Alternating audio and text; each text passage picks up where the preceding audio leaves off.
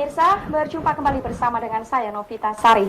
Sejumlah peristiwa dan informasi seputar Lampung Utara akan kami hadirkan untuk Anda dalam waktu 30 menit ke depan. Dan pemirsa, inilah breaking news selengkapnya. Menolak yang namanya RUU HIP untuk dijadikan undang-undang atau mencabut RUU secara total, bukan ditangguhkan atau ditunda. Saya sampaikan Bapak Ibu semua bahwa kami di dialog tadi sudah sepakat. Saya Ketua DPRD Lampung Utara, baik pribadi maupun sebagai Ketua DPRD, menolak RUU HIP itu untuk dijadikan undang-undang. Pancasila landasan negara kita. NKRI Negara Kesatuan Republik Indonesia. Pancasila dan NKRI adalah harga mati yang harus kita pertahankan di bumi yang kita cintai ini. Itu tidak bisa ditawar-tawar. Darah kita akan kita korbankan apabila yang namanya Pancasila dan NKRI itu akan diganggu dan dirusak oleh orang-orang yang tidak cinta dengan negara Republik Indonesia ini. Bapak Ibu semua, kami sudah membukukan tanda tangan. Dalam waktu dekat akan segera kami sampaikan ke DPR RI, wakil kita yang ada di pusat, yang domain menggodok aturan dan undang-undang itu. Saya sampaikan di sini, DPRD ini adalah bagian kecil dari Republik ini. Sangat banyak keterbatasan. Sekali lagi saya pertegas, Ketua DPRD Kabupaten Lampung Utara menolak RUU HIP itu untuk dijadikan undang-undang dan mencabut secara total.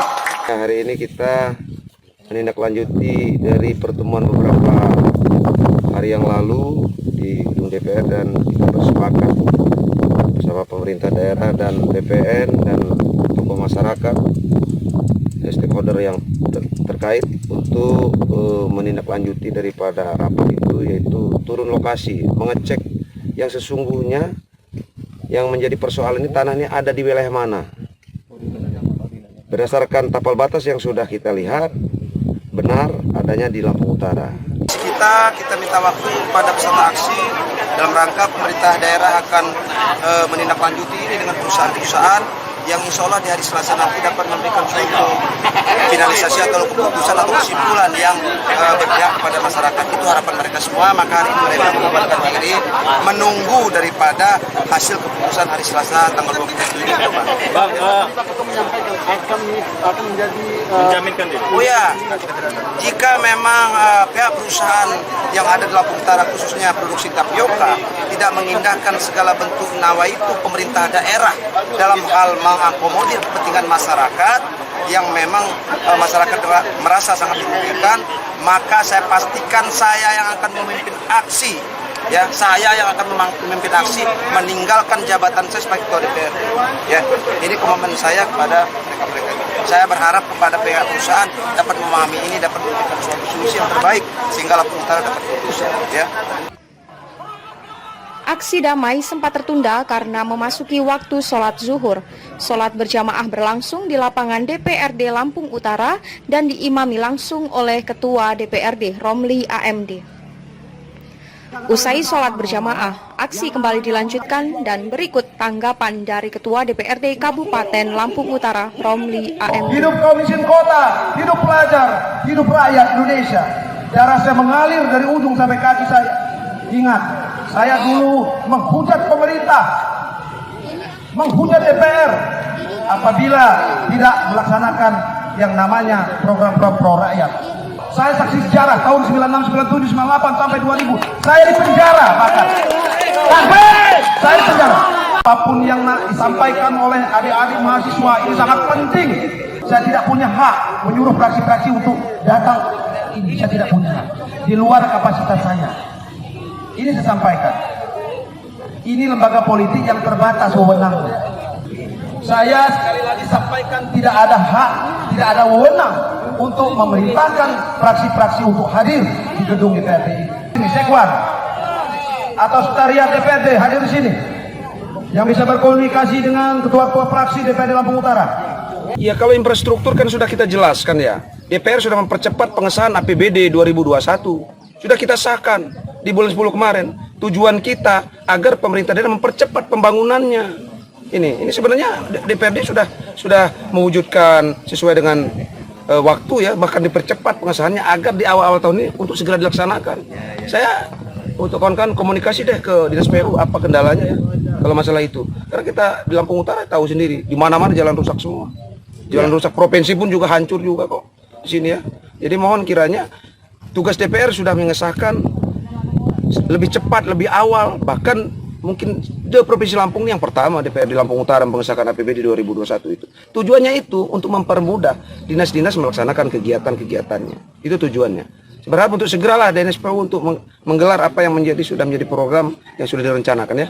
Selamat pagi pemirsa, kembali bersama saya Yun Prasetya. Selama 30 menit ke depan akan menemani Anda dengan menyajikan berbagai informasi pilihan di Lampung pekan ini. Hari ini kita mengantarkan saudara kita Daniel Arif yang tadinya menjabat Karutan kelas 2 Kota Bumi Lampung Utara, sekarang beliau menjabat Kalapas kelas 2B Gunung Sugih.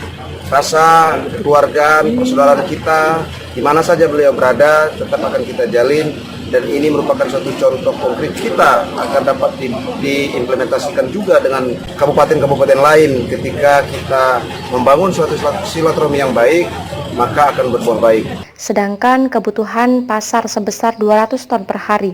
Artinya, Lampung masih memiliki peluang besar untuk meningkatkan suplai kebutuhan pakan di Provinsi Jawa Barat. Sementara Ketua DPRD Romli menyambut baik kedatangan Profesor Dr. Endang Gati Lestari dalam rangka hilirisasi tanaman sorghum.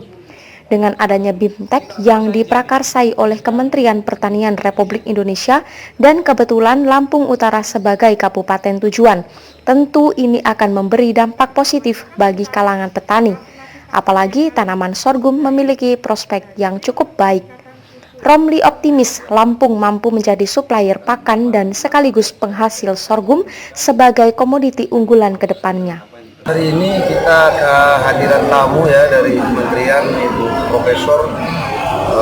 Profesor Endang yang tadi disampaikan oleh Pak Bupati yang wakil kepala disebutkan bahwa akan memberikan suatu cara-cara penanaman sorghum, mungkin nanti juga akan bicara pengelolaannya. Tentu sebenarnya sorghum ini bukan hal yang baru lagi Lampung Utara, dan sudah berjalan dengan ketua ICD yang Pak Adi ini. Dari Lampung Utara ini sudah bahkan jadi penangkaran, salah satu penangkaran di Indonesia di Lampung Utara ini kan, di Kecamatan Bunga Mayan dan Agung Timur ya kan, dan sudah panen. Dan juga untuk petani juga memang masih support ya, tidak terfokus dalam suatu wilayah, tetapi sudah di atas 400 hektar yang petani sorghum. Jadi kita berharap dalam BIMTEK ini kiranya dapat menunjang dan mendukung daripada ilmu pada masa petani sorghum, dan sehingga dapat meningkatkan. Pada kesempatan ini pula, atas nama pimpinan dan seluruh anggota DPD Kabupaten Lampung Utara, kami mengucapkan terima kasih yang sebesar-besarnya pada bapak-bapak, ibu-ibu, dan hadirin undangan sekalian yang telah mengikuti rapat paripurna istimewa yang terhormat ini secara seksama dan penuh perhatian. Diwujudkan menjadi suatu peraturan daerah. Karena kita melihat karena apapun yang dituangkan dalam peraturan daerah pembahasan itu akan menggunakan yang namanya anggaran belanja daerah. Maka daripada itu kita juga nggak mau gegabah, harus kita sinergikan dan sinkronkan dulu, baik itu DPRD maupun dengan pemerintah daerah. Tentu kemarin juga sudah kita sampaikan, hari ini memang Bupati tidak sempat hadir karena beliau dalam kondisi pemulihan kesehatan, dan beliau sudah merestui apa yang menjadi harapan-harapan kita.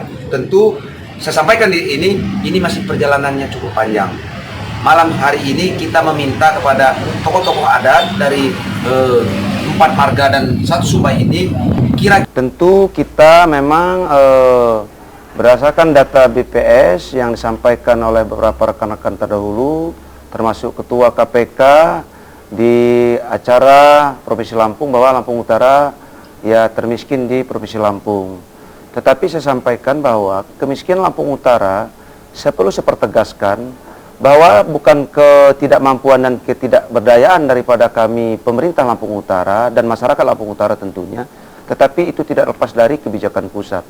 Yang mana kebijakan pusat saya bilang, karena Lampung Utara ini di atas 50% penduduknya petani dan berkebun.